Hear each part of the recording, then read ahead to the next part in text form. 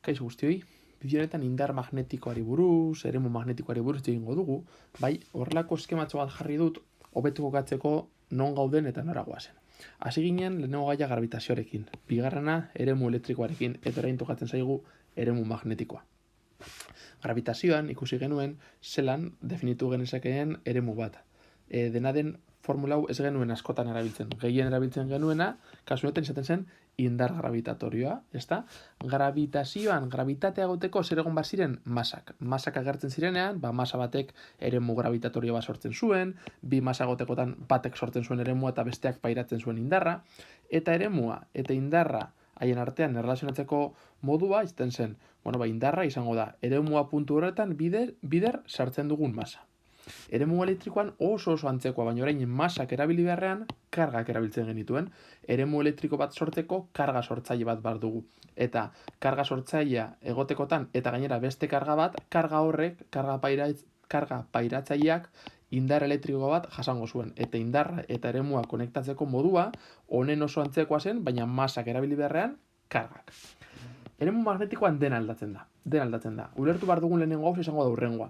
Eremu magnetiko bat sortzeko izan behar dugu karga bat mugimenduan, karga bat abiadurarekin. Eta eremu magnetikoa pairatzeko, hau da indar magnetikoa sufritzeko, baita ere izan beharko dugu karga bat mugimenduan. Hau da, kargak geldirik badaude, eremu elektrikoak sortuko dute. Kargak mugimenduan badaude, eremu elektrikoak sortuko dute, eta baita ere eremu magnetikoak. Karga bat geldirik badago, indar elektrikoa jasan dezake. Karga bat mugitzen bada, jasan dezake bai indar elektrikoa, baita ere indar magnetikoa. Eremu magnetikoa hortik badago. Zergaitik ez dut jarri hemen adierazpena.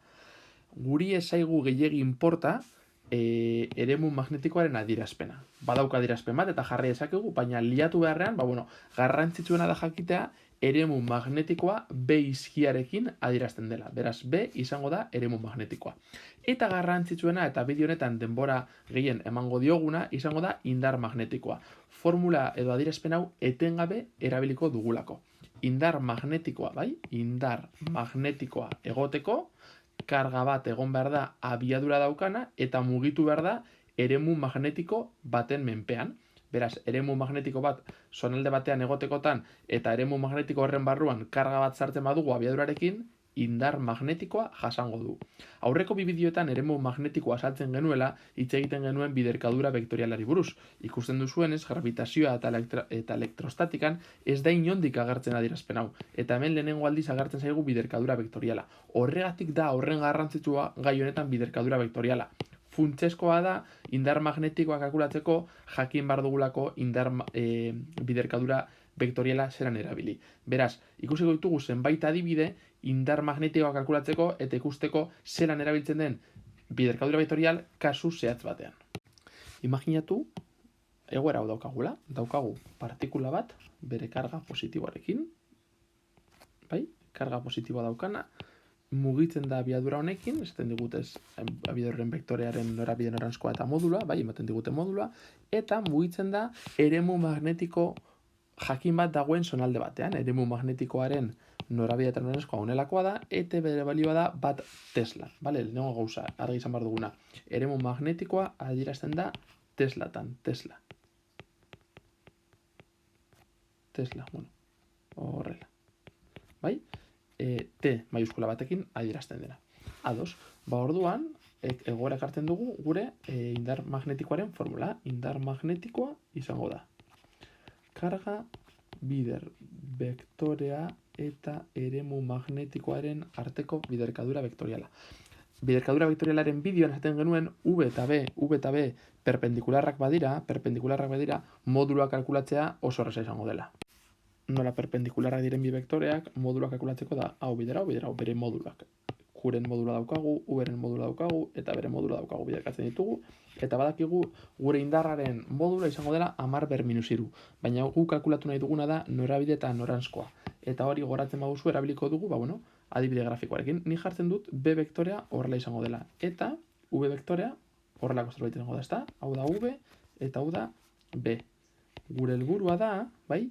V bera eramatea, beraz, hau bezalako biraketa egin behar dugu. Eta hau bezalako biraketa denean, lortzen duguna da, gogoratu, erlojuaren orratzak egiten duten ibilbide berdina, eta kasu horretan vektorea izango zen barrurantza. Beraz, horrelako zerbait. Beraz, grafikoki adierazi nahi badugu, esan beharko genuke indar magnetikoa izango dela vektore bat orrialdearen barrurantza sartzen dena, eta bere modula 10^-3 Newton balio duena. Esan genuen bezala, beste ariketa batzuetan datuak emango digute modu analitiko batean, irudirik gabe eta kapazak izan behar gara baita ere kasu horretan indar magnetikoa kalkulatzeko. Kasu honetan esaten digute daukagula karga bat, bere karga negatiboa da izango da kasu honetan, abiadura bat daukana, bere abiadura da -5 J, bai? Beraz, I ardatzan mugituko da, eta mugituko da leku batean zeinetan eremu magnetiko bat dagoen, eta eremu magnetiko hori izango da 0,2 K, hau da, izango da, paperik irtetzen Tesla. Eta galdetzen digute zein den FB. Hau kalkulatzeko J eta K hauek kontuan izan behar ditugu, eta beste guztia ahaztu. Hemen jartzen dugu Q, hemen jartzen dugu V, eta hemen jartzen dugu B. Zer da egingo duguna? Zenbaki guztiak, bai, eskerrera pasatuko ditugu, eta hien artean biderkatuko dugu hau, bider hau, hemen agertzen den bezala. Eta bakarrik geratuko gara vektore unitarioekin. Azkenean, biderkadura vektorial honek eragina dauka bakarrik vektore hauekin, J eta K-rekin. Beraz, zenbaki guztiak eskerrera pasatzen dugu, eta eragiketa hau egingo dugu, eta gero eragiketa hau. Honek, bai, hemen kalkulu hau egin dugu, hau, emango digu, hau, eta falta zaiguna da, hau, J bider K. J bider K, astu zait hemen bukatzea, el zirkulito, J bider K. Hauek izango dira norabide positiboak, beraz. J bider K, urrengo da I, eta nola eskumara egiten dugun izango da positiboan. Hau izango da I. Beraz, emaitza izango zen -6 bider 10^-3 I, eta unitateak izango ziren Newton. Hau da FB, gure indar magnetikoa.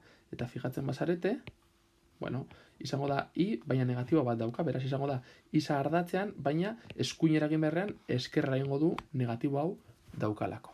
Beraz, bideo honekin egin duguna izan da, aurreko bideoan saltutako biderkadura vektoriala, adieraztea zergaitik den horren beharrezkoa gai honetan. Komenigarria izan daiteke, orain ikusi duzuenean hau, berriz ere aurreko bideoak begiratzea, igual orain gauzak hobeto ulertuko dituzuen.